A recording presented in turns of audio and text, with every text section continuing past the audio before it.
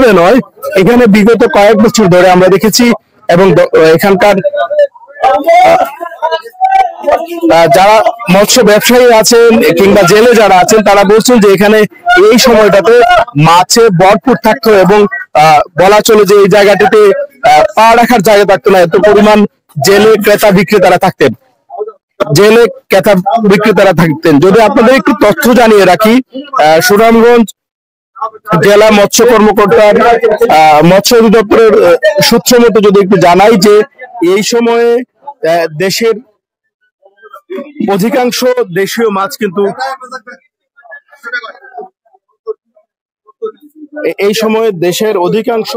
মাছ কিন্তু এই সুনামগঞ্জের বিল হাওর বাওর থেকে উৎপাদিত প্রাকৃতিক ভাবে উৎপাদিত হয়।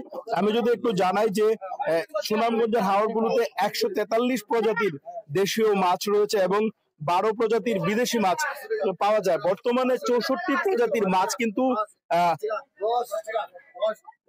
হুমকির সম্মুখীন রয়েছে। 9 প্রজাতির মাছ অতি বিপন্ন এবং 30 প্রজাতির মাছ বিপন্ন হয়েছে। একই সাথে যদি বলি 25 প্রজাতির মাছ সংকটাপন্ন অবস্থায় আছে। এর পরিসংখ্যানে দেখা যাচ্ছে খুব সামান্য পরিমাণ দেশীয় মাছ কিন্তু এখন হাওড় অঞ্চলে পাওয়া যাচ্ছে। আমি যদি একটু জানাই যে দেশের বৃহত্তম মিঠা পানির জলধারা সুনামগঞ্জের হাওড় রয়েছে ছোট বড় মিলিয়ে 137টির মতো এবং 105টি খাল রয়েছে এবং 26টি নদী রয়েছে সুনামগঞ্জ জেলাতে। এবং এখানের যেটি বলা চলে যে এই হাওড় নদী এবং খাল ঘিরে কিন্তু সুনামগঞ্জ নিবন্ধিত মৎস্যজীবী রয়েছেন প্রায় 1,01,329 জন। অনিবন্ধিত ভাইয়া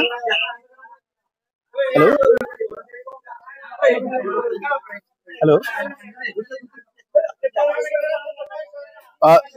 নিবন্ধিত রয়েছে প্রায়, অনিবন্ধিত জেলে রয়েছে প্রায় 50,000-এরও অধিক।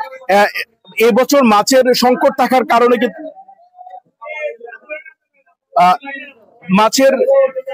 থাকার কারণে কিন্তু দেশের বিভিন্ন প্রান্তে ইতিমধ্যে তারা কর্মের জন্য গিয়েছে। আমরা যদি এখানে একজন ব্যবসায়ীর সাথে কথা বলি, যদি একটু জানান যে আসলে এবছর মাছের উৎপাদন কেমন এবং আপনাদের আড়তে কি পরিমাণ মাছ আসছে? মাছের উৎপাদন কম, মাছের দাম বেশি। আমরা আরেকজন স্থানীয় ব্যবসায়ীর সাথে যদি একটু কথা বলি, যে উনি হচ্ছে বিগত কয়েক বছর ধরেই কিন্তু এখানে মাছের ব্যবসা করছেন। আমি যদি একটু জানার চেষ্টা করি, যদি বলেন যে এই বছর আসলে মাছের সংখ্যা খুব কম হওয়ার কারণ হইল যে মাছের বিষ দিয়ে মাছ মারিলা। সরকার যদি এইটার ব্যাপারে যদি কোনো পদক্ষেপ নিত, আমাদের সুনামগঞ্জ এলাকা আমাদের বিরাট মাছ হইতো। বিষের কারণে মাছ একবারে শুকাইয়া বিষ দিয়ে আমরা আডুহানির মাঝে বিষ দিয়ে মাছগুলো মারি ফেলে দেয়। বীজটা আনে, এটা বাজার থেকে আনে মেরে বীজগুলা পানির মাঝে ফেলাই দেয়। যদি সাঁতার পানি হয় তবু বীজগুলা সব মাছ বাই যায়, মরি যায়। করে মাছের ডিম গুলো নষ্ট হয়ে যায়। এই কারণে যদি সরকারের কোনো পদক্ষেপ নেয় যে এই বীজগুলা বন্ধ করার, তাইলে আমাদের এলাকায় খুব মাছ বেশি হবে। মৎস্যজীবী যারা এই কাজ করে, মৎস্যজীবীরা এই ব্যাপারে এই মাছগুলা খুব বেশি হবে। আমরা যদি আরেকজন লোকের সাথে এখানে কথা বলার চেষ্টা করি, যদি একটু বলেন যে এবছর হাওড়ে মাছ কেমন? মাছ এবার কম, মাছের সংখ্যা কম, মাছটা হাওয়া যায় না। এবার কত টাকা বিক্রি করতে পারেন দিনে? এইটা 200-250 হাওড়ে আমরা রোজ হাওয়া যায় না।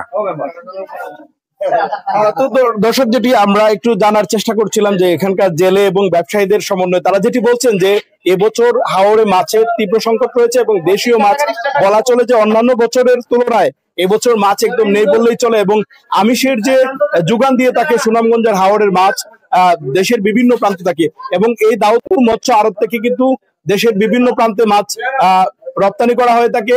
শুধু দেশের বিভিন্ন প্রান্তে নয়, দেশের বাহিরেও রপ্তানি করা হয় এবং দেশের বিশেষ করে ঢাকা, সিলেট এবং অন্যান্য জেলায় কিন্তু এখানকার মাছ বাজারজাতকরণ করা হয় নৌকা এবং ট্রাকে করে। এখানকার মাছ কিন্তু দেশের বিভিন্ন প্রান্তে গিয়ে থাকে। তবে এবছর মাছের এই তীব্র সংকটের কারণে কিন্তু ব্যবসায়ীরা বলছেন যে তারা লোকসানের মুখে আছেন। একই সাথে তাদের সাথে যারা শ্রমিক রয়েছে তারাও কিন্তু খুব একটা সুবিধা করতে পারছেন না।